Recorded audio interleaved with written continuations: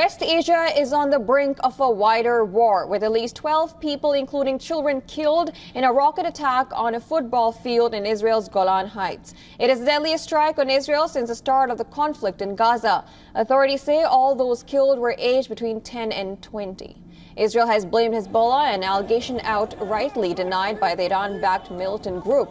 Prime Minister Benjamin Netanyahu has cut short his foreign visit. He has made it clear that the country won't let the incident pass in silence.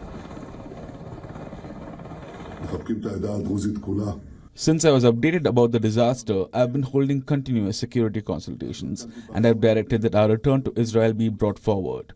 As soon as I arrive, I'll immediately convene the Security Cabinet.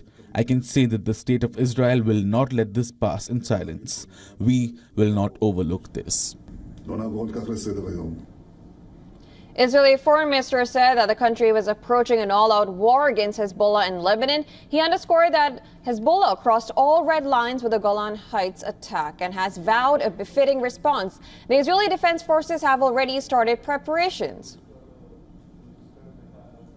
The IDF is currently holding a situational assessment, and we will prepare for a response against Hezbollah. We will finish our assessments and we will act. This despite Hezbollah denying any responsibility for the strike. In a written statement, the Iran-backed Lebanese group said, and I'm quoting here, "The Islamic resistance has absolutely nothing to do with the incident and categorically denies all false allegations in this regard." However, before reports of the strike emerged, Hezbollah had claimed responsibility for 4 other attacks, including one on military headquarters of the Hermon Brigade on the slopes of Mount Hermon, the base of which is around 3 kilometers from the football pitch. Meanwhile, Lebanon has commented on the incident, condemning all acts of violence and aggression against civilians. The Lebanese government said, and I'm quoting here, "Targeting civilians is a flagrant violation of international law and goes against the principles of humanity." It has called for an immediate cessation of hostilities. The United States, which has been leading diplomatic efforts aimed at de-escalating the conflict across the Lebanese-Israeli border, called the attack horrific. In a statement, the U.S. reassured Israel of its ironclad and unwavering support against all Iranian-backed terrorist groups, including Lebanese Hezbollah.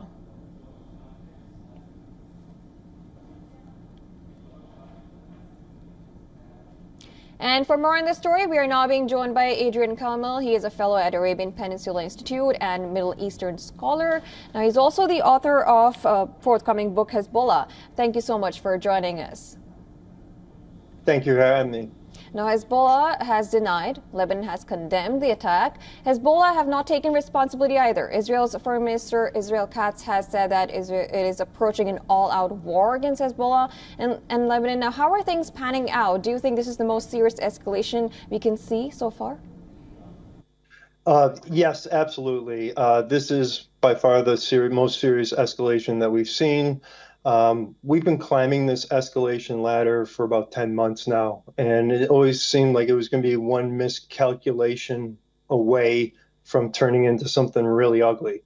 And this was always a two-front war, actually a multi-front war, Gaza to the south and Lebanon to the north. Lebanon, Hezbollah, and Israel from October 8th have been exchanging fire and climbing up this escalation ladder. Now, Hezbollah is now claiming to deny any involvement when before they were actually applauding it and claiming it. Earlier in the day, they had launched 30 rockets, and then another 10. And it's undeniable. This is a Falak 1 rocket that's straight from the Islamic Republic of Iran, and Hezbollah fired it. So I don't think there's any disputing who did it. Now, I think Hezbollah is trying to put the toothpaste back in the bottle, and that's difficult to do because now they realize that they made a mistake.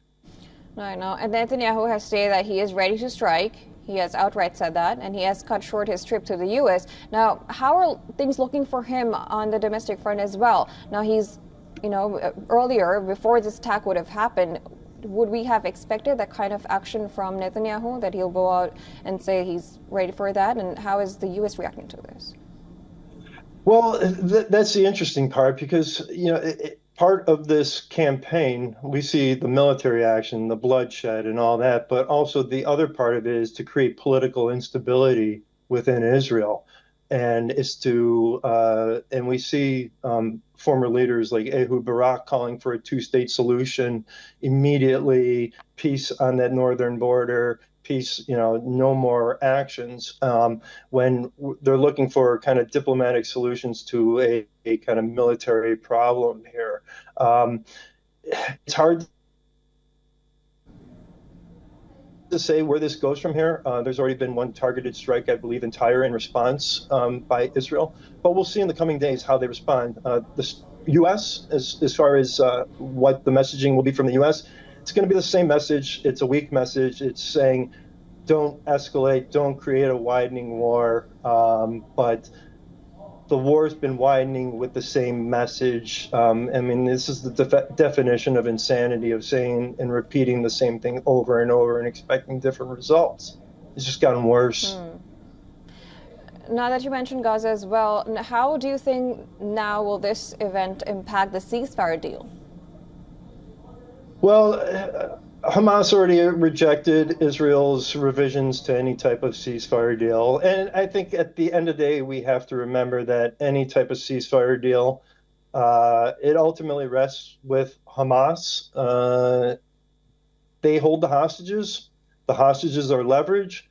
And as long as they have that leverage, I don't see Hamas coming to any type of ceasefire deal. I think they will always kind of stall, regroup, and then replan, and then attack. Adrian Kalamov, thank you so much for joining us and giving your insights. Thank you for having me again.